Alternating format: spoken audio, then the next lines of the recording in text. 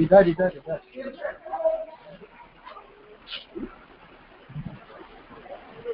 यहाँ पे बहुत ठंड पड़ रही है, कोहरा कोहरा हो रहा है। आगे चलते हैं, आज का सब चिंतन जारी।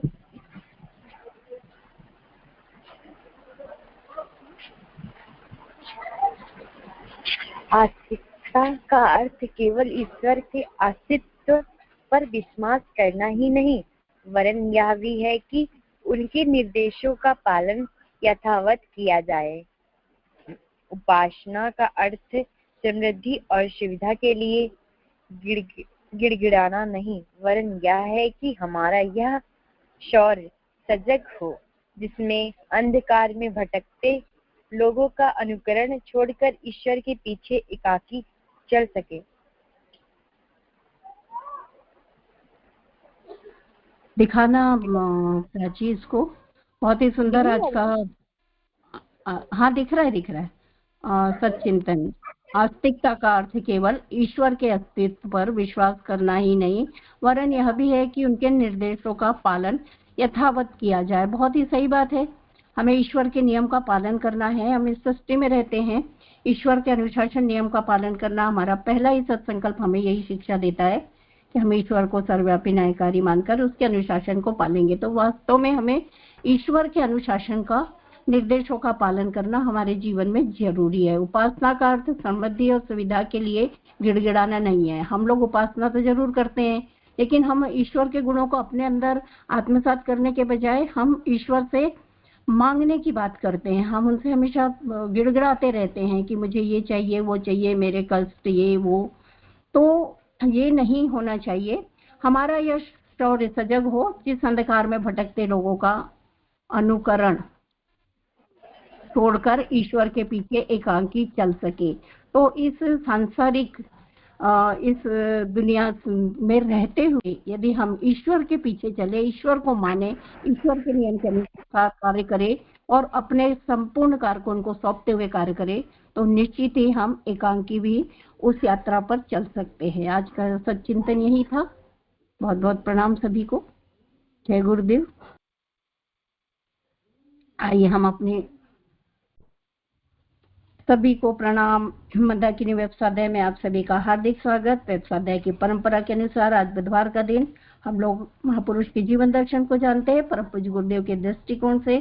तो आइए आज हम जानेंगे मानवता के महान उपासक महापुरुष ईसा, जिनका जीवन दर्शन हम परम पूज्य गुरुदेव के दृष्टिकोण से जानेंगे। हम सब गीता जी में एक ही बात सीखते हैं, सब धर्मों का भेद भुलाकर मेरी शरणागत हो जा। तो कहते हैं ना कि मानव सृष्टि में स्वर्ग शांति विद्यमान है असीम सागर के रूप में। बस फर्क कितना इतना ही है कि जो कष्ट कठिनाइयों से जूझते हैं और जो अपने आप को तपाते हैं तपश्चर्या की भट्टी पर, उनका मार्ग सीधे लोक कल्याण की तरफ जाता है। तो जैसे कहते हैं ना कि कोई भी देश हो, मानव कभी भी सुख या दुख में ही रहे, कभी भी उत्थान पतन की तरफ कोई देश रहे, कोई मनुष्य रहे, तो ऐसा नहीं होता। तो देश काल परिस्थिति के हिसाब से इस स्थितियों को, जो स्थितियां उत्पन्न होती है कि जब पतन की स्थिति आती है तो सृष्टि पर एक अवतारी सत्ता हमेशा अवतार लेती है, उनका जन्म होता है। क्यों? क्योंकि जो पीड़ित मानवता की सेवा और लोक कल्याण का मार्ग प्रशस्त करती है। तो गुरुदेव इसमें यहाँ यही बताएंगे कि भारतीय संस्कृति जब भी कमजोर प्रतीत हुई, तब तब धर्म की रक्षा के लिए ईश्वर के अवतारी सत्ता के रूप में जन्म लिया गया अवतारी सत्ता ने। और इस समय ईसा मसीह ने धर्म की रक्षा के लिए अवतार लिया और प्रेम, उदारता, न्याय, पीड़ित मानवता की सेवा के लिए अध्यात्म के मार्ग से सभी को एकजुट करने और मिलजुल कर एकता का समान अधिकार मिले, इस राह को वो दिखाते रहे। तो ईसाई धर्म पंथ के प्रवर्तक परमेश्वर का पुत्र के रूप में जिनको हम जानते हैं, उनका सृष्टि पर अवतरण हुआ है 25 तारीख को। तो आइए उनके जीवन दर्शन को हम जानेंगे परम पूज्य गुरुदेव के दृष्टिकोण से।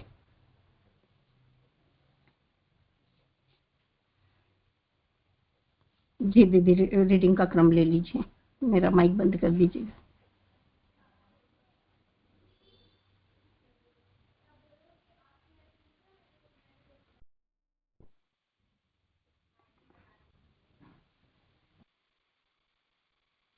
आइए रीडिंग के क्रम में चलते हैं।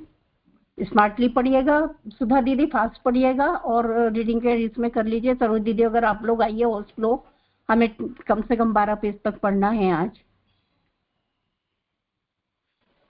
जी दीदी। जी सुधा दीदी, बहुत लंबा वो नहीं करना है डिस्क्रिप्शन। चलिए सुधा दीदी, आपने माइक बंद कर लिया शायद।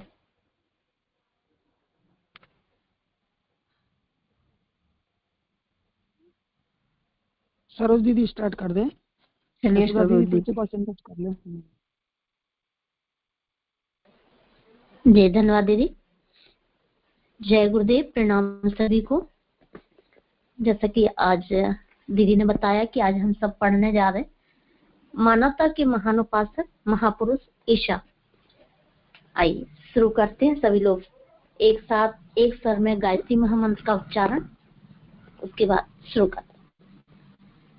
ओम भूर्भुवः स्वः तत्सवितुर्वरेण्यं भर्गो देवस्य धीमहि धियो यो नः प्रचोदयात्।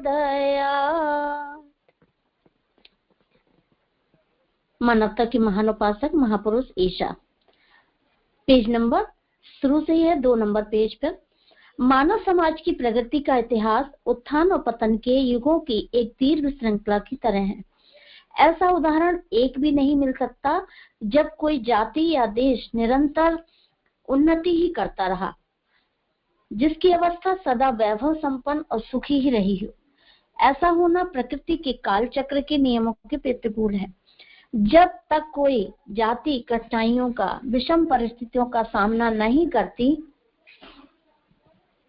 तब तक उसमें दृढ़ता, साहस, धैर्य, सहयोग, अध्यवसाय आदि ऐसे गुणों का प्रादुर्भाव नहीं होता जिनके द्वारा संसार में वास्तविक अभ्युदय हो सकता और उनकी रक्षा करना संभव होता। प्राय ऐसा भी देखने में आता है कि जब कोई जाति परिश्रम, अध्यवसाय और अनुकूल अवसर पा जाने से धन, सत्ता, वैभव की स्वामी हो जाती है, तो कुछ समय बाद उसमें मद, अहंकार और पारस्परिक ईर्ष्या देश का भाव उत्पन्न हो जाता है और तब धीरे धीरे वह जाति पतन की ओर अग्रसर होने लगती है। इस पैराग्राफ में यही बताया कि मानव जो समाज है वो बहुत ही प्राचीन रहा, प्रकृति के इतिहास उत्थान और उसके साथ साथ उसका पतन भी हुआ। ये इस तरह से क्रमबद्ध चला आ रहा, युगों से ये श्रृंखला चली आ रही। ऐसे में बता रहे हैं कि जब कोई भी जाति या कोई देश निरंतर उन्नति करता रहता है तो उसके अंदर एक अहंकार आ जाता है और वो जो अहंकार उसका पतन भी करता है। तो इस तरह का जो भाव और ईर्ष्या देश के उत्पन्न हो जाते हैं आपसी में, तो वो उसे पतन की ओर ले जाते हैं। आगे पढ़ते हैं। हमारे भारत में इतिहास में इस प्रकार उत्थान और पतन के नामालूम कितने युग आ चुके हैं। कभी चक्रवर्ती सम्राटों का आविर्भाव होकर यह संसार की संपत्ति, सभ्यता, सत्ता का केंद्र बन गया। कभी विदेशी विजातीय लोगों के आक्रमणों से पद ललित होकर अन्याय, अपहरण और दीनता का शिकार हुआ। यह समझना कि भारतवर्ष पर गत 1000 वर्षों में केवल मुसलमानों और ईसाइयों के ही आक्रमण हुए, यह सही नहीं है। हम पौराणिक साहित्य में जो दैत्य, राक्षसों और असुरों के संग्रामों की वह कथाएं पढ़ते हैं, उनमें से कितने ही ऐसे विदेशी आक्रमणकारी थे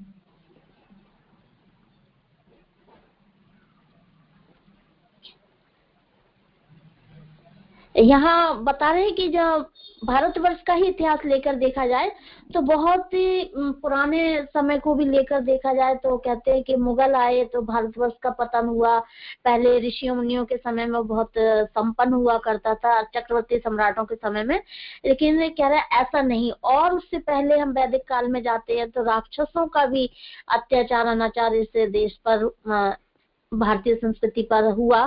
तो वो उस विषय में यहाँ बताया गया इस पैराग्राफ में। आगे पढ़ते हैं। पैलेस्टाइन की यहूदी जाति जिसमें ईसा मसीह का जन्म हुआ था एक ऐसी ही जाति थी जिसका इतिहास सुख और दुख, उन्नति और अवनति की घटनाओं से भरा हुआ है। इसमें प्राचीन समय से अनेक बड़े बड़े नेता और शासक ऐसे होते आए हैं कि जिन्होंने इस जाति को संगठित करके खूब आगे बढ़ाया और फिर अन्य आक्रमणकारियों ने इसकी खूब दुर्गति भी की। महात्मा ईसा के जन्म से पहले इसका निवास स्थान पश्चिमी एशिया के पैलेस्टाइन देश में था। वे वहां सामान्य रूप से स्वतंत्र और सुखी जीवन व्यतीत कर रहे थे, पर अकस्मात रोम के एक सेनापति ने उस पर आक्रमण किया और पैलेस्टाइन को विजय करके यहूदियों के प्रधान धर्म मंदिर को, जो यरूशलेम में था, नष्ट भ्रष्ट कर दिया। इससे वहां की जनता में बड़ा रोष और असंतोष फैला, पर रोम की विशाल शक्ति के सामने वे कुछ कर सकने में असमर्थ थे।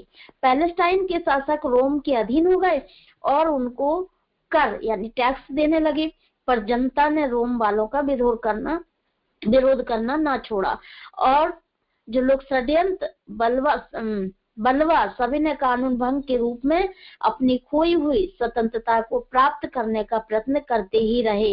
इस प्रकार समस्त देश में हलचल और उथल पुथल मच गई, सामाजिक एकता नष्ट हो गई और जो लोग विभिन्न दलों में बंटकर आपस में ही लड़ने झगड़ने लगे। उस समय की परिस्थिति पर कुछ प्रकाश ईसा की माता मरियम के उन उद्गारों से पड़ता है जो उस गर्भ का पता लगने पर ईश्वर की स्तुति करते हुए प्रकट किए थे। यहाँ पैलेस्टाइन जो यहूदी जाति कही जाती है, जो जगह का नाम यदि है जहाँ ईसा मसीह का जन्म हुआ था, तो बता रहे थे कि वह ऐसी ही जाति थी कि जिसका इतिहास सुख दुख उन्नति और मतलब सुख भी आया, दुख भी आया, उन्नति भी हुई, अवनति भी हुई। तो काफी घटनाओं से भरी हुई समय बता रहे कि उस जाति का रहा, जिसमें बहुत पुराने समय की बात में बता रहे कि कई बड़े बड़े नेता और शासक भी आए और उन्होंने जाति को संगठित किया और खूब आगे भी बढ़ाया, उन्नति की। लेकिन रोम के शासक ने जब उस पर आक्रमण किया तो उसको अपने राज्य में शामिल कर लिया। तब वहां के लोगों में विरोध की भावना आई और वो उसका विरोध करने लगे रोम का। तो उन्होंने कानूनों का भी नाम है कि बलवा और सविनय कानून, मतलब उनके कानून को ना मानना भी एक मर्यादा के अंदर रह करके बहुत तरह से उन्होंने इस तरह का जब विरोध करा तो जो अपनी स्वतंत्रता को प्राप्त करने का प्रयास किया, तो वहां पे कई तरह के दल बन गए। मतलब कोई उनके विपक्ष में रहे, कोई पक्ष में रहे, तो इस तरह से वो आपस में ही लड़ने झगड़ने लगे। और कुछ समय जब इस तरह का परिस्थितियां बन गई, बहुत ही विषम परिस्थितियां, तब वहां रहने वाली जो उनकी ईसा जी की माता थी मरियम, तो उनको आभास हुआ कि उनके गर्भ में कोई दिव्य शक्ति, ईश्वरीय शक्ति है।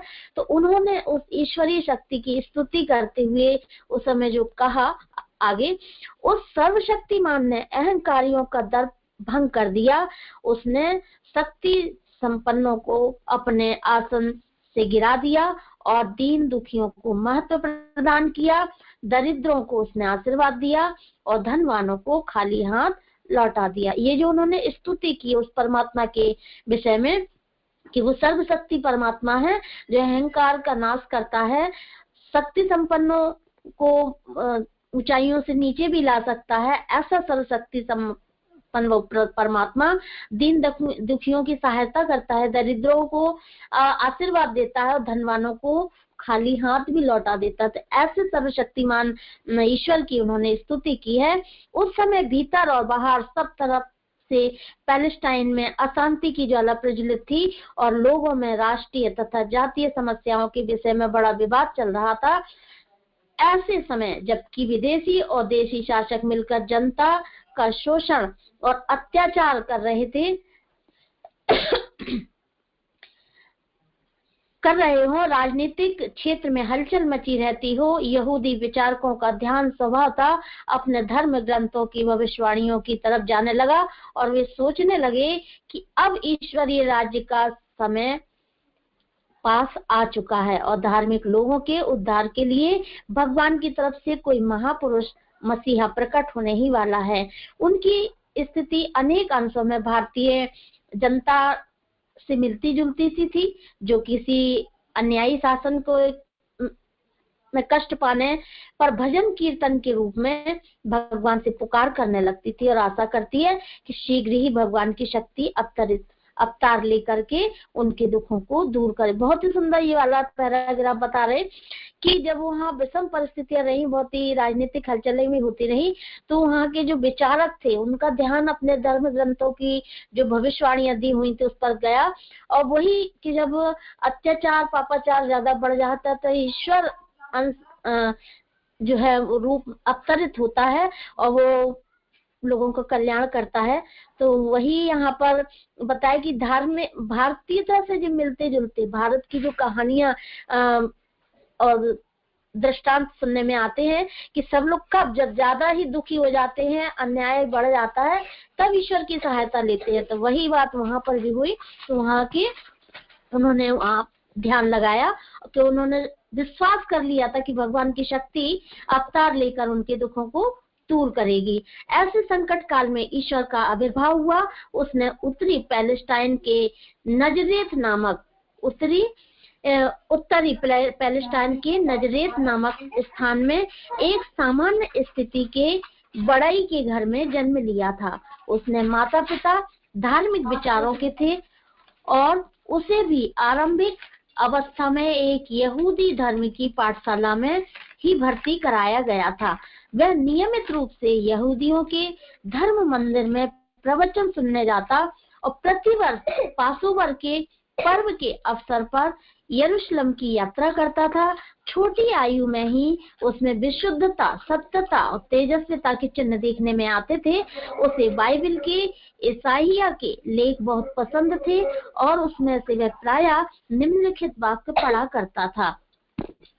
इस समय बता रहे कि ऐसा संकट काल ईशा का आज आविर्भाव हुआ, अवतरण हुआ, तब वहाँ के जगह का नाम दिया नजरेत नामक स्थान में, कि बड़ई के घर में उन्होंने जन्म लिया। उनके माता पिता धार्मिक विचारों के थे और यहूदी धर्म की पाठशाला में उनको शिक्षा दिलाई गई। और बस उनको क्या कि जो बाइबल के जो ईसाइया के जो लेख थे वो छोटी ही उम्र से उन्हें बहुत ही ज्यादा पसंद थे और वो बहुत ही तेजस्वी थे। सत्यता के जो विशुद्धता, सत्यता उनमें भरी हुई थी। तो वो कहते हैं कि ये जो पाठ पढ़ते थे उनके बारे में आगे लिखा है कि मेरे भीतर ईश्वरीय ज्योति प्रविष्ट हुई है। उसने मुझे गरीब लोगों को उपदेश देने के लिए मसीहा बनाया है। उसने मुझे भग्न हृदयों को सुखी करने, कैदियों को बंधन मुक्त करने, अंधों को दृष्टि शक्ति देने और घायलों को सशक्त बनाने के लिए भेजा। उनके अंतरात्मा इस तरह के वाक्य जो उसमें बाइबल में लिखा हुआ था कि ईश्वरीय वाक्य, वो उनको बहुत अच्छे लगते थे और वो बार बार इसी को पढ़ते भी थे कि मेरे भीतर एक ईश्वरीय ज्योति है, प्रविष्ट हुई है। उसने मुझे लोगों को सही मार्ग पर लाने के लिए, मतलब जो दुखी हृदय हैं उनको सुखी करने के लिए, कैदियों को बंधन मुक्त कराने के लिए, जो कहते अज्ञानी हैं उनको कुछ ज्ञान मार्ग दिखाने के लिए। तो कह रहे हैं कि ये घायलों को सशक्त बनाने के लिए। तो इस तरह के ये जो वाक्य थे ये उन्हें बहुत ही अच्छे लगते थे। वो हमेशा इनका पाठ किया करते थे, पढ़ा करते थे। शीघ्र ही ईशा के व्यक्तित्व ने अनेक व्यक्तियों को आकर्षित कर लिया।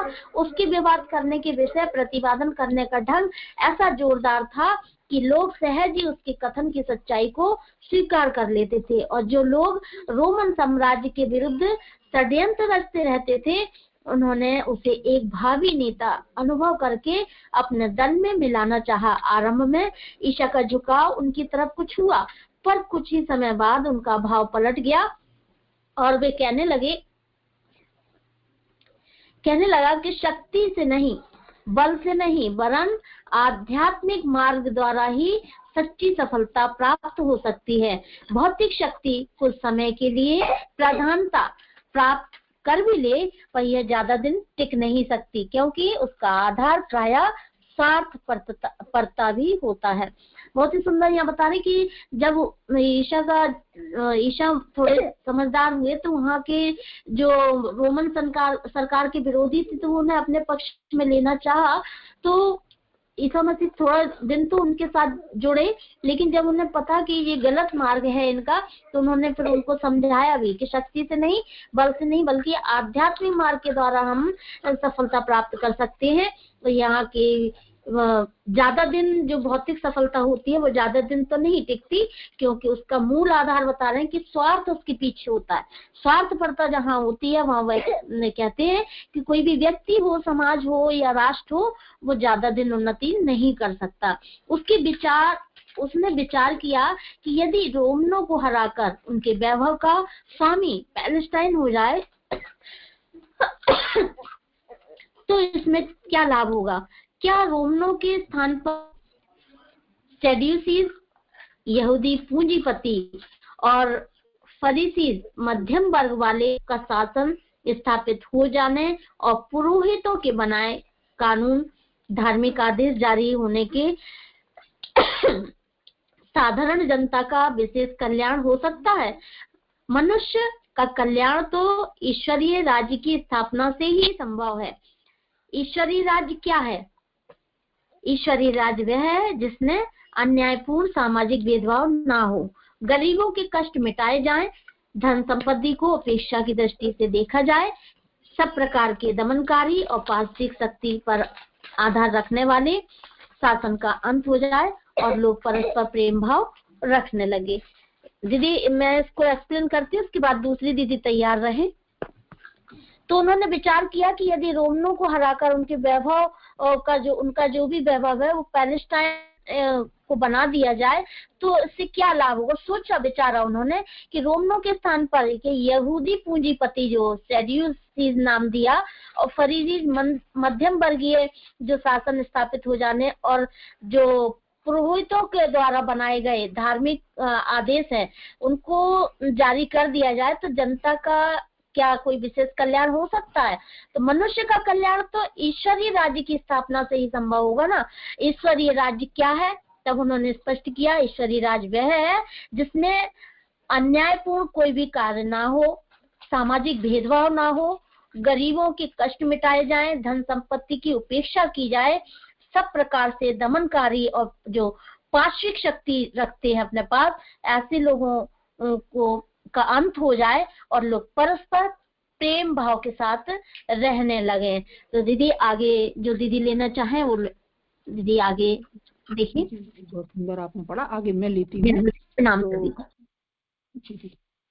क्या है कि ये कितना सुंदर मतलब उनका जो है वो विचार था या उनके मन में जो बात आती थी कि किसी का भी राज्य बन जाए, कोई भी राजा बन जाए, फर्क क्या पड़ने वाला है। आम जनता को, साधारण व्यक्तियों को तो कोई लाभ मिलने ही वाला नहीं है। और उनको लाभ कब मिलेगा? जब ईश्वरीय शासन हो। और ईश्वरीय शासन यानी परस्पर प्रेम भाव और एक दूसरे भेदभाव की जो है वो भावना मिटे और सब एक दृष्टि, सबको जो है वो साधन संपन्नता प्राप्त हो। आगे जानते हैं, इस प्रकार के नए विचारों को सुनकर राजनीतिक षड्यंत्रकारी तो अप्रसन्न होकर ईर्ष्या से पृथक हो गए, पर साधारण जनता उसकी तरफ आकर्षित होने लगी। कितने ही लोग उसके अनुयायी बन गए। जब सर्वसाधारण का एक बड़ा समुदाय उनका उपदेश सुनने को एकत्रित हुआ तो उसने एक पहाड़ी टीले पर चढ़कर कहना आरंभ किया, धन्य है वे लोग जो गरीब हैं, जो दुख सहते हैं और पश्चाताप करते हैं, जो नम्र, दयालु और शांति के प्रचारक हैं तथा जो न्याय की खातिर दंड सहते हैं। धन्य है वे जो बुराई के बदले भलाई करते हैं। धन्य है वे जिनके यहाँ अदालतें नहीं, जो दंड विधान से अनभिज्ञ हैं, अपने शत्रुओं से भी प्रेम करते हैं और अपने दंड देने वालों के कल्याण के लिए भी प्रार्थना करते हैं, क्योंकि समस्त मनुष्य एक ही पिता का संतान है। बहुत सुंदर उन्होंने ये बात वहां पर कही, क्योंकि उनकी जो इस तरीके की नीति या इस तरीके के विचारों को सुनकर जितने भी राजनीतिक थे वो तो परेशान हो गए, अप्रसन्न हो गए, पर साधारण जनता जिनके लिए उन्होंने आवाज उठाई थी वो बहुत से उनके अनुयायी बन गए। और उन्होंने यही कहा कि वो गरीब लोग हैं जो दुख सहते हैं वो ही धन्य हैं, क्योंकि वो नम्र हैं, दयालु हैं और शांति का प्रचारक भी करते हैं और कितना भी मतलब दंड मिले उनको वो सहते हैं। क्यों? क्योंकि और फिर भी वो भगवान से प्रार्थना करते हैं कि इनको सद्बुद्धि दे, क्योंकि सारे मनुष्य जो है एक ही परमपिता परमात्मा की संतान है। हम कहीं अलग नहीं है। उसी परमात्मा की आत्मा हर किसी में व्याप्त है, चाहे वो गरीब हो, चाहे वो अमीर हो, चाहे वो पदाधिकारी हो, चाहे वो कर्मचारी हो। तो आगे हम जानेंगे महात्मा ईशा की यह दिव्य वाणी आज तक संसार में गूंज रही है। यद्यपि अभी तक सब मनुष्य उसका पालन नहीं करते, तो भी करोड़ों व्यक्ति उसकी मानसिक और आत्मिक शांति प्राप्त कर चुके हैं और संसार के उपकार के लिए प्रयत्नशील हो चुके हैं। ईशा का व्यक्तित्व और उपदेश कितना कल्याणकारी और ईश्वरीय आदेशों के अनुकूल था, इसकी विवेचना करते हुए आधुनिक युग के महामानव और हिंदू धर्म के सुदृढ़ स्तंभ स्वामी विवेकानंद ने लिखा है। क्या लिखा है कि महापुरुष ईशा के उपदेश और कर्मवीरता की सब गाथाएं लिपिबद्ध हो जाने पर सारा विश्व उनमें व्याप्त हो जाएगा। उनको धर्म प्रचार के लिए केवल 3 वर्ष का समय मिला, पर मानो उसी में एक संपूर्ण युग की घटनाएं और इतिहास सूक्ष्म रूप से समाया हुआ है। उसको स्थूल रूप धारण करते हुए 19 शताब्दियां व्यतीत हो गई, न जाने कितनी व्यतीत होंगी। हम साधारण लोग तो क्षुद्र शक्ति वाले हैं। हमारी शक्ति के पूर्ण प्रसारित होकर व्यय हो जाने में थोड़ा समय, कुछ वर्ष पर्याप्त हैं। उसके बाद हम पुनः उस अनंत शक्ति स्रोत में लीन हो जाते हैं। पर इस विशाल शक्ति पुंज को देखिए, शताब्दियों और सहस्त्राब्दियों व्यतीत हो जाने पर भी उसकी महान शक्ति पूर्ण रूप से प्रकट नहीं हो पाई है। उसका पूर्ण प्रसार व विकास नहीं हो पाया। जैसे जैसे समय बीतता जा रहा है, उसमें नूतन शक्ति का संचार होता जा रहा है, वह प्रबल से प्रबलतर होती जा रही है। तो जो है स्वामी विवेकानंद जी, जो हमारे धर्म बिंदु हिंदू धर्म के सुदृढ़ स्तंभ हैं, उन्होंने भी उनके बारे में ये बात लिखी थी, क्योंकि उनकी जो दिव्य वाणी है वो आज तक पूरे संसार में गूंज रही है। सभी लोगों ने तो उसका जो है वो अनुसरण नहीं किया, पर फिर भी करोड़ों व्यक्ति आत्मिक शांति और मानसिक शांति प्राप्त कर चुके हैं उनकी इस वाणी से, इसको अपने जीवन में उतार कर। तो विवेकानंद जी ने भी यही लिखा है कि उनकी जो महात्मा ईशा को कितना सा समय मिला था, मात्र 3 वर्ष का समय मिला था। उन्होंने अपने धर्म प्रचार का, यानी अपने विचारों को व्यक्त करने का उनको सिर्फ 3 वर्ष का समय मिला था। इसके बाद भी आज कितनी शताब्दियां व्यतीत हो गई, पर वो जो है आज भी उनकी शक्ति का संचार हो रहा है और प्रबल से प्रबलतर होता चला जा रहा है। संसार के मनुष्यों की प्रवृत्ति सामान्यतः भौतिकता की ओर होती है। मनुष्य सदा से सुख सामग्री की खोज करता आया है और यह सत्य है कि जीवन निर्वाह के आवश्यक साधनों के बिना किसी का काम नहीं चल सकता। क्या भौतिकवादी, क्या अध्यात्मवादी, रोटी की आवश्यकता सबको है, पर दोनों में इतना अंतर है कि केवल भौतिक लाभ पर ही दृष्टि रखने वाला अपने लिए सुख सामग्री प्राप्त करने में भले बुरे का ध्यान नहीं रखता, दूसरे के मुंह से ग्रास भी छीन लेता है और असहाय स्त्री बच्चों का अधिकार भी हड़प कर जाता है। ऐसी प्रवृत्ति पाशविकता का निम्न स्वरूप है और ऐसे व्यक्ति को मनुष्य की आकृति और वेशभूषा देखने पर भी हम उसे मानवताहीन ही मानेंगे। हमारे शास्त्रों में ऐसे लोगों को तामसी प्रवृत्ति का कहा गया। विदेशी धर्म वाले उन्हें शैतान का अनुयायी मानते हैं। बहुत सुंदर बात यहाँ कि भाई आज व्यक्ति जो है वो भौतिकवादिता पर उसकी नजर है, इसके अलावा वो संसार में और कुछ देखता ही नहीं है, अपनी सुख सामग्री खोजता है। तो गुरुदेव यहाँ लिख रहे हैं कि भाई ठीक है, साधनों की आवश्यकता सबको है जीवन निर्वाह के लिए, चाहे वो भौतिकवादी हो चाहे अध्यात्मवादी, रोटी तो सबको चाहिए। पर कुछ लोग ऐसे हैं जो सिर्फ जीने के लिए इनको रोटी चाहिए, और कुछ लोग ऐसे होते हैं जो भौतिक लाभ के लिए अपना ही लाभ देखते हैं, दूसरे के मुंह से भी ग्रास को छीन लेते हैं और असहाय स्त्री बच्चों के अधिकारों को भी हड़प लेते हैं। तो ऐसे व्यक्ति, ऐसी प्रवृत्ति वाले लोग पाशविकता का निम्न स्वरूप है ये। तो ऐसे व्यक्ति हमें देखने में तो भले ही मनुष्य लगते हैं, पर ये मानवता ही नहीं कहेंगे। ऐसे लोगों को ही तामसी प्रवृत्ति और शैतान, विदेशी धर्म वाले उन्हें शैतान का अनुयायी मानते हैं। हम लोग भी कहते हैं कि ऐसे जो दुर्गुण जिनके अंदर हैं वो तामसी प्रवृत्ति के हैं। संसार में समय समय पर प्रकट होने वाली महान आत्माओं का यह कार्य होता है कि वे संसार के मनुष्यों को भौतिकता की निम्न प्रवृत्तियों को त्याग कर आध्यात्मिकता की प्रवृत्तियों को ग्रहण करने का उपदेश दे, क्योंकि इसके बिना समाज की उन्नति नहीं हो सकती और मनुष्य एक दृष्टि से पशुओं की अवस्था में ही पड़ा रहता है। यह ख्याल करना गलत है कि बहुत सा सोना चांदी इकट्ठा कर लेने, खाने पीने की बढ़िया वस्तुएं प्राप्त कर लेने से कोई व्यक्ति ऊंचा अथवा सभ्य और संस्कार युक्त बन सकता है। आप प्राचीन और नवीन युद्ध प्रिय राजाओं, सरदारों और दुर्दमनीय लुटेरों, डाकुओं, हत्यारों के ऐसे चित्र देख सकते हैं जिनकी भाव भंगिमा देखते ही भय लगता है। यद्यपि उनके पास धन संपत्ति की कोई कमी नहीं, आप उनको राक्षस या दानव के सिवा और कुछ नहीं कह सकते। देवी प्रेरणा से संपन्न महान आत्माओं का कार्य ऐसे दानवों को मानव रूप में परिवर्तित करना होता है। महात्मा ईशा ने इसी उद्देश्य से अपने शरीर और आत्मा की आहुति दे दी। इसी से आज 2000 वर्ष बीत जाने पर भी हम उनका बड़े सम्मान के साथ स्मरण करते हैं और करोड़ों व्यक्ति उनके उपदेशों से प्रेरणा ग्रहण करके अपने जीवन को उच्च मार्ग पर चलाने का प्रयत्न करते हैं तथा तथ्य की यथार्थता का समर्थन स्वामी विवेकानंद के इस कथन से होता है। ये सच है कि मैं और तुम, हम में से निर्धन से भी निर्धन और हीन से भी हीन व्यक्ति में भी परमेश्वर विद्यमान है। उनका प्रतिबिंब मौजूद है। प्रकाश की गति सर्वत्र है, उसका स्पंदन सर्वव्यापी है, उसका प्रत्यक्ष अनुभव, उसका दर्शन दीपक में भी होता है। जगत का सर्वव्यापी ईश भी तब तक दृष्टिगोचर नहीं होता जब तक ये शक्तिशाली दीपक, ये ईश दूत, ये उसके संदेशवाहक या प्रेम कहें पैगंबर और अवतार, ये नर नारायण उसे अपने में प्रतिबिंबित नहीं करते। बहुत सुंदर यहाँ पे विवेकानंद जी ने इसको स्पष्ट किया। और हम सब जानते हैं कि संसार में महान आत्माएं आती हैं, और वो क्यों आती है? वो इसीलिए आती हैं कि जो है वो मनुष्य के अंदर आध्यात्मिकता की प्रवृत्तियों को बढ़ाएं और भौतिकता को त्याग करने का भाव उनके अंदर डालें, संस्कार युक्त उन्हें बनाएं। ऐसे बहुत से लोग आते हैं जो कि जिन्हें कि हम अवतारी सत्ता कहते हैं, और व्यक्ति के मन में ये भाव रहता है कि उनके पास बहुत धन होगा, बहुत सारा सोना चांदी होगा तो वो संस्कार युक्त होंगे, पर ये तो गलत है। हम सब जानते हैं कि डाकू हों, हत्यारे हों, उनको देखकर हमें कैसा महसूस होता है, कैसा भाव आता है, डर लगता है, और हम कहते हैं कि ये तो दानव है, ये तो राक्षस है।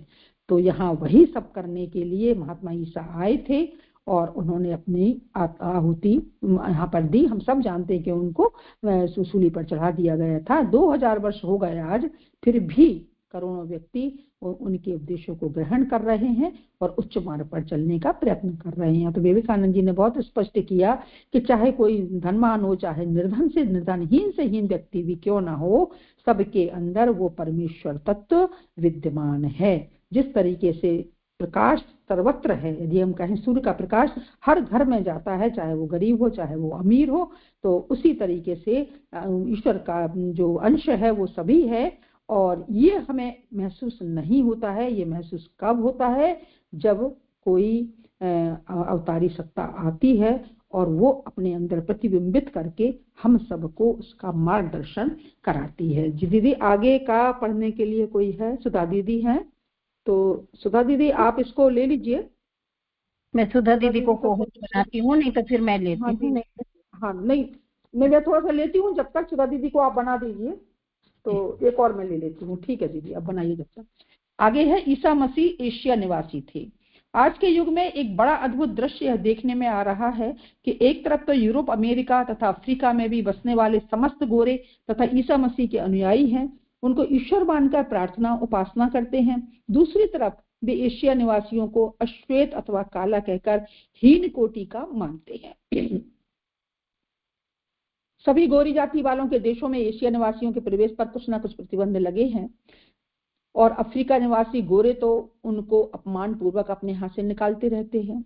इस दृश्य को देखकर एक बार किसी समाचार पत्र ने व्यंग करते हुए लिखा था कि यदि आज ईसा मसीह प्रकट होकर अफ्रीका में जाएं तो एशियावासी होने के कारण गोरे लोग तो उनको वहां आने नहीं देंगे और निकाल देंगे।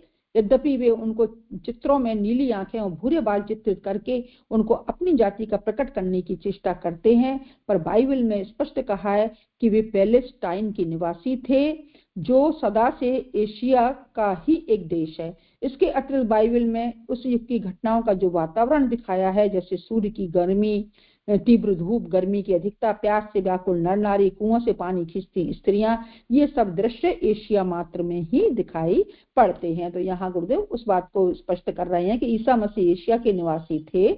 और हम सब जानते हैं कि यूरोप, अमेरिका, अफ्रीका में बहुत से लोग हैं जो काले लोगों को हीन दृष्टि से देखते हैं। वो भले ही ईसा मसीह के अनुयायी हैं, उनकी प्रार्थना ईश्वर मानते हैं, पर उनको हमेशा ही ये ईसा निवासियों को उन्होंने काला कहकर और अश्वेत कहकर उनको हीन माना है।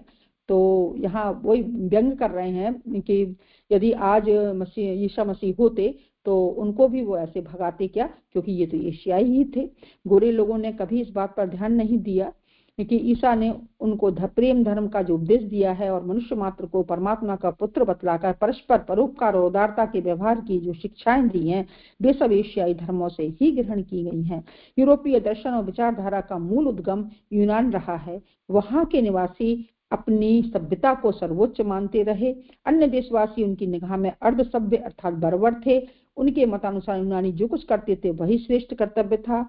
संसार में जो कुछ है वह गलत है, उसे नष्ट कर देना चाहिए। इसलिए मानवता के प्रति उनकी सहानुभूति एकदम सीमाबद्ध थी। तो यहाँ अभी हम सब लोग के मन में भी ये बात आती है कि हम लोग यीशु मसीह को क्यों पढ़ रहा है, ये तो जो है वो कहते क्रिश्चियन धर्म है, पर ऐसा नहीं है। यहाँ जो बात आ रही है कि जो उनकी जो भी शिक्षाएं थी, उनका जो भी व्यवहार था, वो सब कहाँ का था? वो हमारे यहाँ के दर्शन का ही था, एशिया का ही था। हम सब एशियाई हैं। तो बाकी यूनानी जो लोग थे वो तो अपने ही धर्म को श्रेष्ठ मानते थे और इसीलिए वो मनुष्य के प्रति उनकी सहानुभूति जो है वो एक सीमा में थी। उनकी सभ्यता कला कौशलमय थी। यूनानी मस्तिष्क पूर्ण रूप से इस लोक का चिंतन करता था। उसे पारलौकिक भावनाओं से प्रेम नहीं था। उसका काव्य भी व्यवहारिक जगत से प्रेरणा पाता था। उसके देवता भी मानव प्रकृति वाले मानवों की तरह साधारण सुख दुख का अनुभव करने वाले हैं। वे सौंदर्य को प्यार करते हैं, पर उनकी सौंदर्य उपासना प्राकृतिक शोभा मनुष्य के बाह्य अवयवों की सुडोलता तक सीमित थी। वहीं यूनान परवर्ती यूरोप का आचार्य था और इसीलिए आज भी यूरोप में उठने वाले नित नए दार्शनिक सिद्धांत एवं विचार आज के यूरोप की वाणी यूनान के अतीत की एक प्रतिध्वनि मात्र है। तो यहाँ ये दोनों ही धर्मों की बात यहाँ गुरुदेव ने स्पष्ट की है, एशिया और यूनान। तो यूनान के लोग क्या थे? वो सिर्फ बाहरी सुंदरता को ही मानते थे और उनका जो है उनके जो देवता थे वो बिल्कुल मानव प्रकृति वाले थे और वो सुख दुख जैसी अनुभव करने वाले थे। और यहाँ जो एशिया के लोग की बात करें तो एशिया की स्थिति से बहुत भिन्न थी। वहाँ के भूखंड, पर्वत, नदी, जंगल, रेगिस्तान आदि विविधता के भंडार हैं। इस विविधता के दर्शन करने और उसमें एकता का दर्शन करते हुए यहाँ के निवासी आंतरिक भावापन्न हो गए। उनमें भी सौंदर्य उपासना, प्रकृति से प्रेम, अपनी सभ्यता की श्रेष्ठता का भाव आदि बातें पाई गई, लेकिन वे इसका संबंध भौतिकता तथा राजनीति से नहीं करते थे, बल्कि अध्यात्म और धर्म से करते थे। इसके प्रभाव से वे स्थूल जगत की अपेक्षा सूक्ष्म जगत की चिंता अधिक करते हैं। ये लोग की अपेक्षा परलोक का ध्यान रखते हैं। यद्यपि वर्तमान सभ्यता के कितने ही उपासक इस प्रवृत्ति को हानिकारक बतलाते हैं और आक्षेप करते हैं कि इस दुनिया की अपेक्षा परलोक और स्वर्ग की चिंता करने से ही भारतवासी और अन्य एशियाई देश के निवासी उन्नति की दौड़ में पीछे हैं, उनको अल्पसंख्यक यूरोपियों ने अपने अधीन कर लिया है। यह आक्षेप को संशोधन में सत्य भी हो सकता है। पारलौकिक विचारों में विकृति आने पर मनुष्य में भाग्यवाद, उद्योग की कमी, निष्क्रियता का दोष आदि किसी मात्रा में उत्पन्न हो सकते हैं, पर भौतिकवाद के दोष इससे कहीं अधिक घातक होते हैं। उसमें जब विकृति आती है तो मनुष्य स्वार्थ में डूबकर नर पशु बन जाता है और उसकी सद्प्रवृत्तियां, परोपकार, उदारता आदि के गुण नष्ट होकर वह दूसरों को मारने खाने में ही बड़प्पन अनुभव करता है। पहले तो वह गैर लोगों को दूरवर्ती देशों की अपनी दुर्दमनीय लालसा का शिकार बनाता है, पर जब संसार में अधिक पैर फैलाने की गुंजाइश नहीं रहती तो आपस में मरने कटने लगता है। बहुत सुंदर यहाँ पर एशियाड और यूनान दोनों धर्मों को यहाँ गुरुदेव ने स्पष्ट किया है कि हमारे एशिया में हम लोग क्या करते हैं, नदी, पर्वत, जंगल, इन सब को भी में भी हम उस ईश्वर के दर्शन करते हैं, क्योंकि ये पूरी सृष्टि उस ईश्वर की बनाई है, ऐसा हम लोग का भाव रहता है। और हम लोग इस लोक को ही नहीं परलोक और स्वर्ग की चिंता भी करते हैं। तो यहाँ वो बोल रहे हैं कि ये चूंकि यूनानी लोग कहते हैं कि भारतीय लोग यानी हम एशियाई देशों के जो लोग हैं वो हम परलोक की चिंता करते हैं, इसलिए हम उन्नति में पीछे हैं। तो गुरुदेव कहते हैं हाँ, कुछ अंश में ठीक भी है, क्योंकि हम लोग भाग्यवादी भी हो जाते हैं। हम लोग अपना कार्य नहीं करते और निष्क्रियता का भी दोष हमारे अंदर आ जाता है, पर वो इतना घातक नहीं है। उससे ज्यादा घातक तो भौतिकवाद है। क्यों? कि जब इसमें दोष आता है तो मनुष्य स्वार्थ में डूब जाता है, नर पशु बन जाता है और फिर वो एक दूसरे को मारने खाने में भी बिल्कुल भी संकोच नहीं करता। यही दृश्य आज यूरोप, अमेरिका के विभिन्न देशों में दिखाई पड़ रहे हैं और वे महाभारत की तरह पारस्परिक संघर्ष द्वारा अपना अंत कर लेने की तैयारी में है। भौतिकता आध्यात्मिकता की अपेक्षा निश्चय ही अधिक परिवर्तनशील और क्षणिक होती है। इसीलिए जहां भौतिकवादी अपने उद्योग में असफल होकर संसार से विदा हो जाते हैं, वहां आध्यात्मिक भावापन्न व्यक्ति गिरकर फिर उठते हैं और अपने दूरवर्ती लक्ष्य की ओर बढ़ते हैं। महात्मा ईसा भी इन तथ्यों और सत्य सिद्धांतों को खूब जानते थे। अपनी जाति में इन्हीं के प्रचार के निमित्त उन्होंने आत्म बलिदान कर दिया था। बहुत सुंदर स्पष्ट हुआ कि जो भौतिकवादी होते हैं वो अगर एक बार गिरे तो फिर वो दुनिया से विदा ही हो जाते हैं, पर अध्यात्मवादी जो होता है, अध्यात्म जो होता है, वो गिरता है व्यक्ति लेकिन फिर उठता है और फिर अपने लक्ष्य के लिए चलने लगता है, फिर प्रयास करता है। तो महात्मा ईसा ने जो है इन्हीं तथ्यों को, इन्हीं सत्य सिद्धांतों को जाना और अपनी जाति के प्रचार प्रसार में अपनी आत्मा का बलिदान कर दिया। जगुदे दीदी प्रणाम। आगे एक और धन्यवाद दीदी। सुधा दीदी आप ले रहे हैं क्या? नहीं तो फिर शुरू करती हूँ। चलिए, सुधा दीदी नहीं ले रही हैं। आइए आगे बढ़ते हैं। बहुत ही सुंदर हमने जाना आगे ईसा की अध्यात्म साधना। यद्यपि ईसा की रुचि बाल्यावस्था से ही धर्म और अध्यात्म की तरफ थी, तो जब तक नियमित रूप से साधना न की जाए तब तक आध्यात्मिक शक्ति का समुचित विकास नहीं हो सकता। बाइबल में ईसा की इस साधना का हाल बहुत संक्षेप में ही मिलता है। उसमें कहा गया है कि जब ईसा 12 वर्ष के थे तो वह अपने माता पिता के साथ वर्ष का सबसे बड़ा धार्मिक पर्व मनाने के लिए यरूशलेम नगर में गए और वहां उन्होंने कुछ विद्वानों से धार्मिक प्रश्नों पर बातचीत की थी। इस घटना का वर्णन करते हुए एक ईसाई लेखक की पुस्तक देहधारी ईश्वर में लिखा है। तो यहाँ पर गुरुदेव बता रहे हैं कि 12 वर्ष की उम्र में ही, क्योंकि वो तो जन्म से ही ये गुण लेके आए हुए थे, उनके अंदर अध्यात्म कूट के भरा हुआ था। वो हम अपने आप को परमेश्वर का पुत्र कहते थे, तो वो उनके अंदर जो गुण था वो धीरे धीरे बीज जो डला था वो वृक्ष के रूप में परिणित होने जा रहा था। तो यहाँ पर ईसाई लेखक की पुस्तक जो है उसमें देहधारी ईश्वर में लिखा है, पर्व के समय पवित्र नगर यरूशलेम यात्रियों से भर गया और जब पर्व समाप्त हुआ तो यात्री अपने अपने गांव तथा शहरों की ओर जाने के लिए लौटे। मार्ग में बहुत भीड़ थी और उसी में ईसा के माता पिता यूसुफ और मरियम भी थे। उन्होंने यह सोचकर कि यीशु अन्य बालकों के साथ होंगे यह जानने की चेष्टा नहीं की कि वे वास्तव में भीड़ में हैं या नहीं, पर जब रात्रि का समय आ पहुंचा तो वे उनको इधर उधर ढूंढने लगे।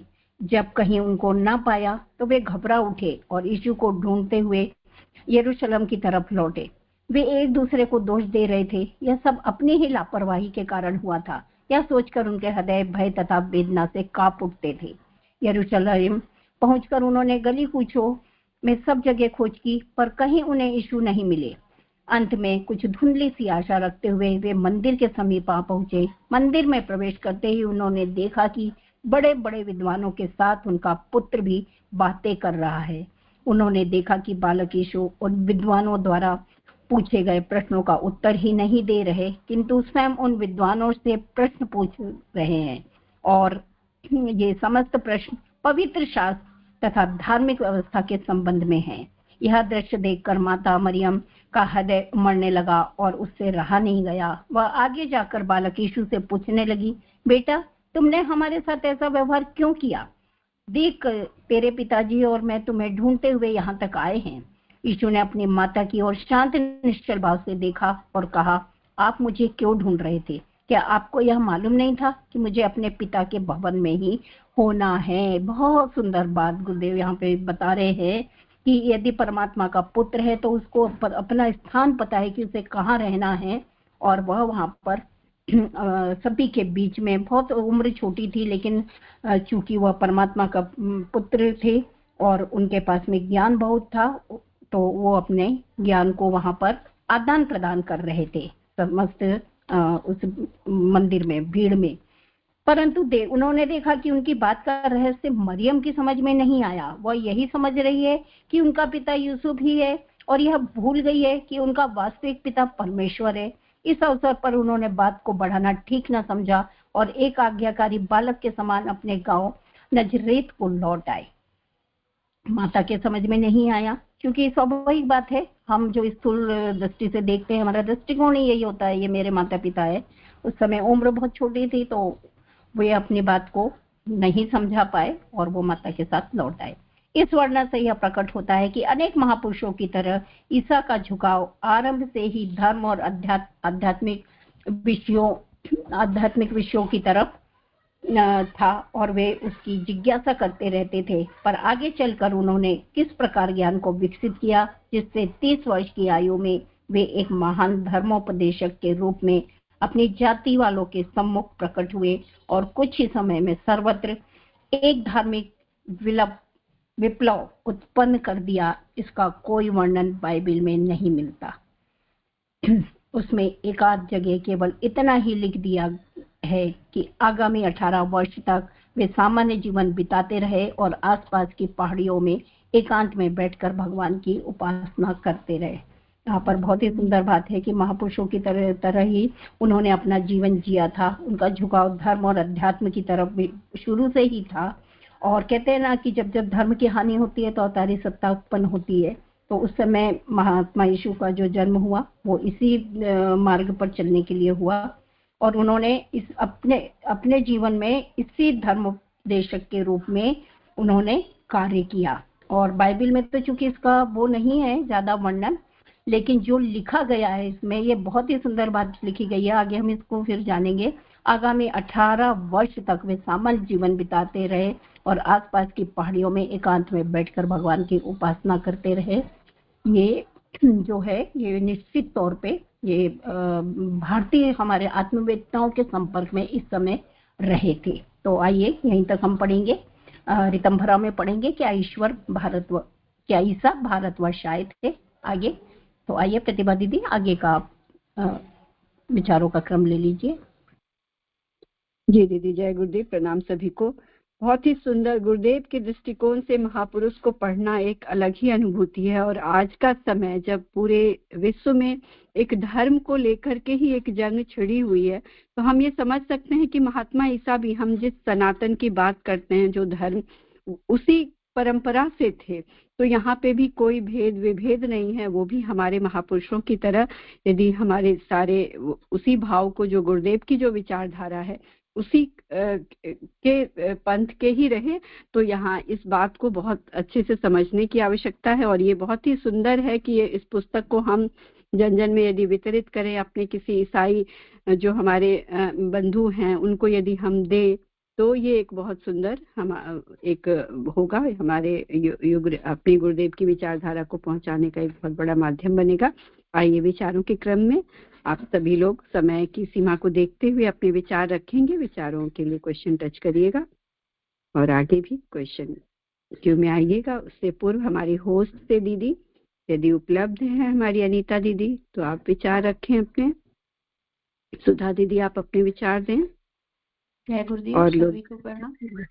आज हम लोगों ने ईसा मसीह के बारे में पढ़ा, बहुत ही अच्छा लगा कि किस तरह से ईसा मसीह ने, एक तो सबसे पहले यही लगा कि वाकई में जब बच्चा गर्भ में होता है तो जो आओ गणेश संस्कार पीढ़ी के माध्यम से हम जानते हैं कि उस समय अगर माता का एक महा संकल्प होता है, उस समय वो अपने गर्भ में जैसा चाहे बच्चे को बना सकती है।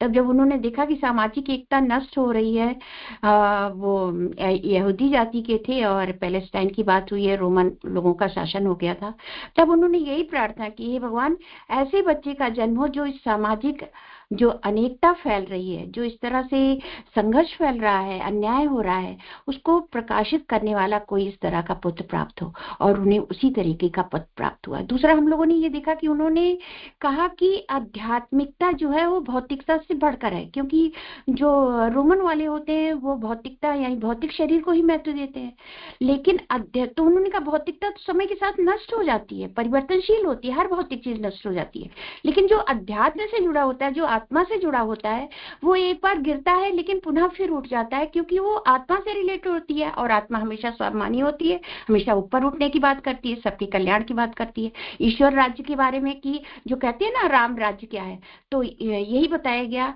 कि बुराई के बदले भलाई करना, शत्रुओं से भी प्रेम न करो, क्योंकि सभी उसी ईश्वर के ही संतान है, उन्होंने ये बताया। और सामाजिक जो समाज में जो अन्याय फैला हुआ है उसको दूर करना।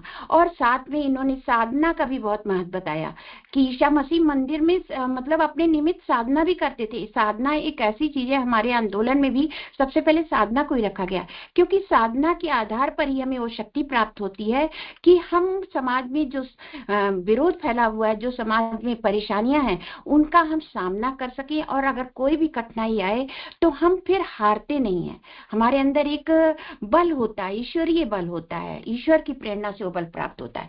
तो हमने ईसा मसीह के बारे में बहुत सी बातें जानी। जय गुरुदेव, सभी को प्रणाम। बहुत बहुत धन्यवाद दीदी, बहुत अच्छे से आपने इस पर प्रकाश डाला। अनीता दीदी, आप उपलब्ध है तो विचार दें, और विचारों के क्रम में हमारे परिजन भी भाग लें। जय गुरुदेव, सभी को प्रणाम। आज हम लोगों ने ईसा मसीह जी की जिंदगी, उनके जीवन को पढ़ा, और अभी हम क्रिसमस डे मनाने भी जा रहे हैं कल। तो इसमें बहुत अच्छे से सुधा दीदी ने पूरा बताया कि किस तरह से गर्भ में जब संतान की उत्पत्ति होने वाली होती है, उस समय जो भावना माँ के अंदर में प्रस्फुटित होती है, वो परिणाम देखने को मिलता है। दूसरी बात जो मेरे को समझ में आई कि संपूर्ण मानवता के कल्याण के लिए उनका आविर्भाव हुआ था। वो किसी भी जाति, पंथ, संप्रदाय में सिमट कर नहीं रहे, और समस्त मानवता के कल्याण के लिए अपना योगदान दिया ही नहीं, अपना संपूर्ण न्यौछावर कर दिया। जय गुरुदेव, सभी को प्रणाम। जी दीदी, बिल्कुल। आइए कांता बेन दीदी, आप अपने विचार रखें, और भी लोग आइए, उसके बाद सरोज दीदी आप। जय गुरुदेव, सभी को प्रणाम। बहुत अच्छे से अपन ने सुना एक महात्मा का, महापुरुष का जीवन चरित्र गुरुदेव के द्वारा। इसमें सब अच्छे से समझाया जीजी ने, बहुत अच्छा लगा। और एक बात मेरे मन में ये आई कि जो गुरुदेव अपन को कहते हैं कि जैसे विचार रखो वैसे ही अपन बनेंगे, वैसे ही परमात्मा सच्चे दिल से पुकार करे तो परमात्मा सुनते हैं। वैसे ही ईसा की माँ ने जो अच्छे विचार रखे और अच्छे भगवान से प्रार्थना की, सच्चे मन से प्रार्थना की, तो भगवान ने वहाँ की सुनी, और उनके घर में ऐसे महामानव पैदा हुए जो दुनिया का भला किया। एक गुरुदेव के विचारों जैसे विचार रखे और सबको राह दिखाई। जय गुरुदेव, सभी को। जी दीदी, बहुत सुंदर। बबीता दीदी, आप अपने विचार रखें। जय गुरुदेव, सभी दीदी को प्रणाम, भैया को भी प्रणाम। आज जो हम लोग ईसा के बारे में पढ़े, सुने, समझे दीदी, तो उसमें उनकी बारे में बताया गया ना कि वो किस तरह से आए और कितने तरक्की किए, मतलब कितना अच्छाइयों को हम लोगों को व्यक्त किए। लेकिन आज हम लोग क्या कर रहे हैं, क्रिसमस के नाम पर बस केक कर रहे हैं, सांता क्लॉज बना के ये सब दिखा रहे हैं। लेकिन जब गुरुदेव के माध्यम से हम उनकी जीवनी को जाने तो क्रिसमस डे क्या है, ईसा मसीह का जो ये त्योहार है क्यों मनाना चाहिए, इसको आज हम लोग जाने हैं। जबकि लोग क्या करते हैं, बस 25 दिसंबर है तो पिकनिक पे जा रहे हैं, और जितने गंदे चीजें होते हैं, मतलब वो गलत चीज को खाना, शराब पीना, यही सब लोग करके इनको मनाते हैं। लेकिन ईसा के जन्म के माध्यम से, जीवनी के माध्यम से आज हम लोग जाने कि उनका अवतरण हुआ था और किस तरह से उन्होंने हम सबको अच्छे राह के लिए बताए हैं। जय गुरुदेव। जी दीदी, बहुत सुंदर। दीदी मैं जी, आगे सरोज दीदी, आप भी अपने विचार रखते हुए। दीदी एक मिनट, थोड़ा सा मैं कुछ बोलना चाहूंगी। अभी दीदी ने बहुत सुंदर बताया कि हम लोग इसको कैसे मनाते हैं, है ना। उसका मूल कारण यदि कहें तो हमें पता ही नहीं है कि मतलब क्रिसमस, ईसा मसीह को हम हमेशा ये कहते रहे ना कि ये तो ईसाई धर्म वाले हैं ना, ईसाई धर्म वाले हैं। पर अभी इसको गुरुदेव ने इसको लिखा है, तो कौन क्यों लिखा है, ये भी एक विचारणीय बात है। इसको पढ़कर हम समझ पा रहे हैं कि जो ईसा क्या नाम से ईसा मसीह ने जो भी शिक्षाएं दी, जो भी कुछ कहा, जो भी अपने विचारों का प्रचार प्रसार किया, वो सब हमारे यहाँ के धर्म से ही रिलेटेड था। ऐसा नहीं कि वो किसी अलग धर्म के थे। एशियाड था, हम सब पहले, भारत इतना सा नहीं था जितना कि आज है ना। ये सारे जितने भी एशियाड जो वो थे देश, वो सब एक थे। तो यहीं से उन्होंने अपने हम कहें हमारे ही जो आध्यात्मिक ऋषि मुनियों ने जो ज्ञान दिया, जो हमारे शास्त्रों में लिखा गया, उन्हीं को लेके उन्होंने अपने विचारों को यहाँ प्रचार प्रसार किया है। आगे हम दोपहर में फिर जानेंगे, जो एक आगे का टॉपिक है कि क्या ईसा भारतवर्ष आए थे।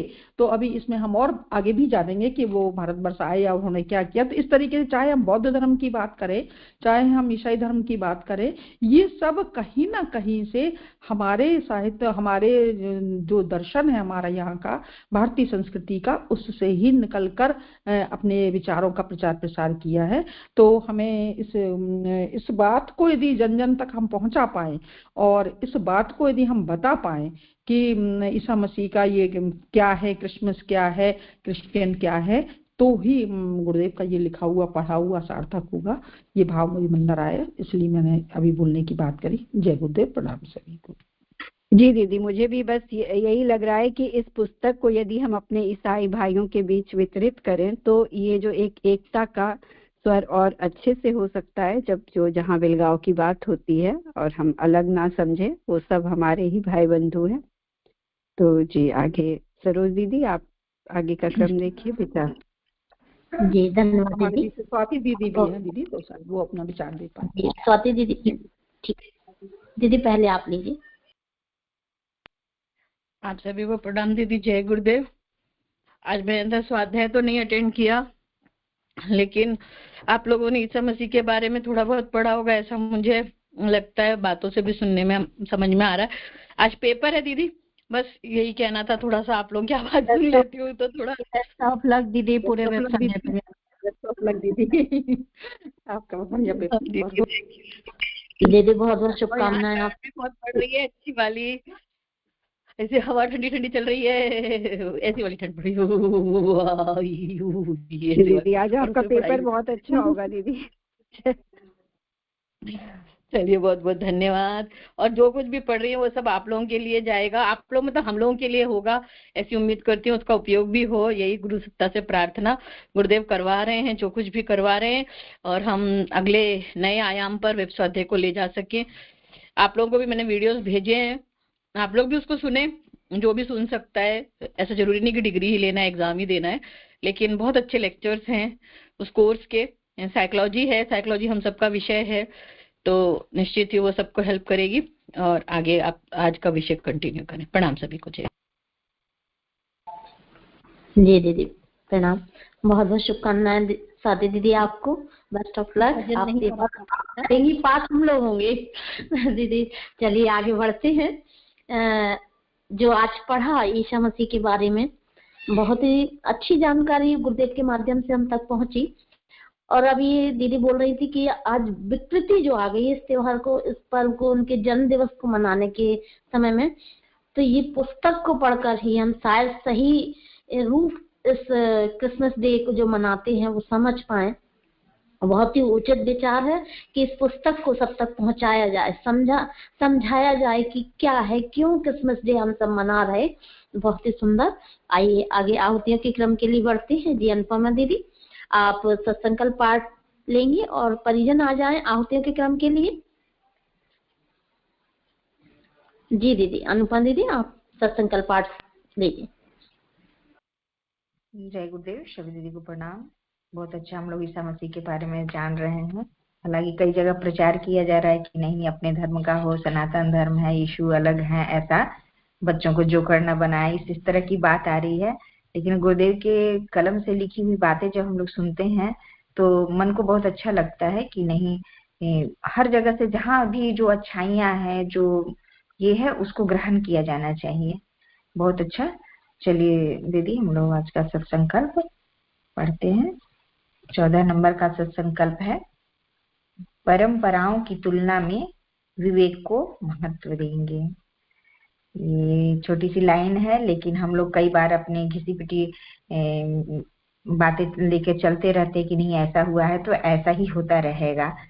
लेकिन गुरुदेव बोले हैं कि नहीं,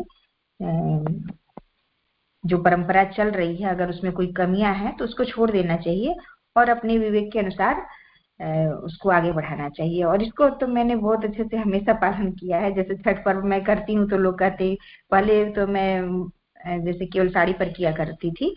तो लेकिन समय के अनुसार थोड़ा ठीक नहीं लगा तो मैंने अपना पूरा वस्त्र लेना शुरू कर दिया। ऐसे ही छोटी छोटी बातें जो कई जगह हमको लगा कि नहीं भाई नहीं ऐसा इसको पकड़ के चलना उचित नहीं है, तो उस चीज को छोड़ दिए और आगे अपनी विवेक के अनुसार हर किसी को काम लेना चाहिए।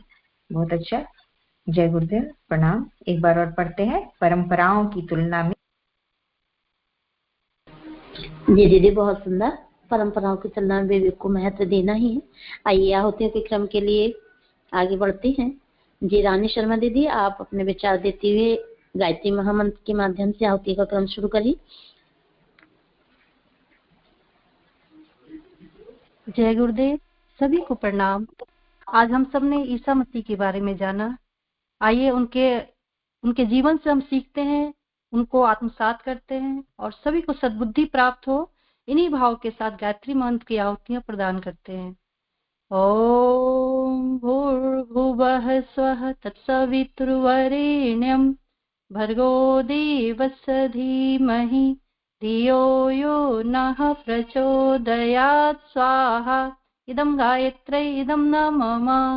ओम भूर्भुवः स्वः तत्सवितुर्वरेण्यं भर्गो देवस्य धीमहि धियो यो नः प्रचोदयात् स्वाहा। इदं गायत्र्यै इदं न मम। ओम भूर्भुवः स्वः तत्सवितुर्वरेण्यं भर्गो देवस्य धीमहि धियो यो नः प्रचोदयात् स्वाहा। इदं गायत्र्यै इदं न मम। महामृत्युंजय मंत्राहुति। आज जिन परिजनों का जन्मदिन है उनके मंगलमय जीवन के लिए, विवाह दिवस पर दाम्पत्य सुखी जीवन के लिए और अस्वस्थ परिजनों के शीघ्र स्वास्थ्य लाभ के लिए महाकाल से प्रार्थना करते हुए महामृत्युंजय मंत्र की आहुतियां समर्पित करते हैं। ओम त्र्यंबकं यजामहे सुगंधिं पुष्टिवर्धनम् उर्वारुकमिव बन्धनान् मृत्योर्मुक्षीमामृतात् स्वाहा। इदं महामृत्युंजयाय इदं न मम।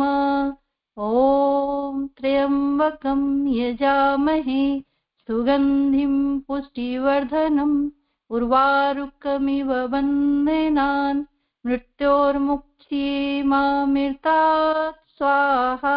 इदं महामृत्युंजयाय इदं न मम। ओम त्र्यंबकं यजामहे सुगंधिं पुष्टिवर्धनम् उर्वारुकमिव बन्धनान् मृत्योर्मुक्षीमामृतात् स्वाहा। इदं महामृत्युंजयाय इदं न मम।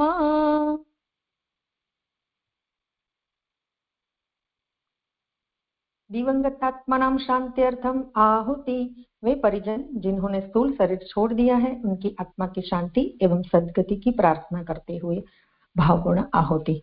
ओम शन्नो मित्रः संवरुणः सन्नो भवत्यवर्यमा सन्न इंद्रो बृहस्पतिः सन्नो विष्णुरुक्रमः स्वाहा। इदं दिवंगतात्मानां शान्त्यर्थम् इदं न मम। ओम शन्नो मित्रः संवरुणः सन्नो भवत्यवर्यमा सन्न इंद्रो बृहस्पतिः सन्नो विष्णुरुक्रमः स्वाहा। इदं दिवंगतात्मानां शान्त्यर्थम् इदं न मम। ओम शन्नो मित्रः संवरुणः सन्नो भवत्यवर्यमा सन्न इंद्रो बृहस्पतिः सन्नो विष्णुरुक्रमः स्वाहा। इदं दिवंगतात्मानां शान्त्यर्थम् इदं न मम।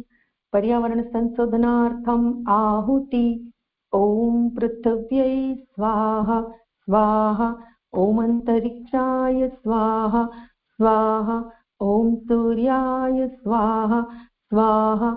ओम चंद्राय स्वाहा स्वाहा। ओम नक्षत्रेभ्यः स्वाहा स्वाहा। ओम अदभ्यः स्वाहा स्वाहा। ओम औषधिभ्यः स्वाहा स्वाहा। ओम वनस्पतिभ्यः स्वाहा स्वाहा।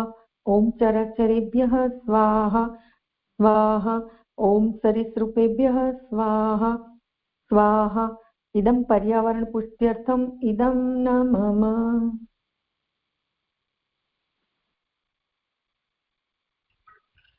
शांति पाठ। सर्वत्र शांति हो, सभी के पापों का शमन हो और प्रभु की अनुकंपा सब पर बरसे। इसी भाव के साथ आइए शांति पाठ करें। ओम द्यो शांति अंतरिक्ष गं शांति पृथ्वी शांतिरापः शांतिरौषधयः शांति वनस्पतयः शांतिर्विश्वे देवाः शांतिर्ब्रह्म शांति सर्वं शांति शांतिरेव शांति सामा शांतिरेधि। ओम शांति शांति शांति सर्वारिषु शांतिर्भवतु। विसर्जनम। आवाहित देव शक्तियों को पुनः आने के लिए भाव भरा नमस्कार करते हैं। ओम नमो स्वनंताय सहस्रमूर्तये सहस्रपादाक्षिशिरोर्भावे सहस्रनाम्ने पुरुषाय शाश्वते सहस्रकोटियुगधारिणे नमः सहस्रकोटियुगधारिणे नमः। जय गुरुदेव दीदी।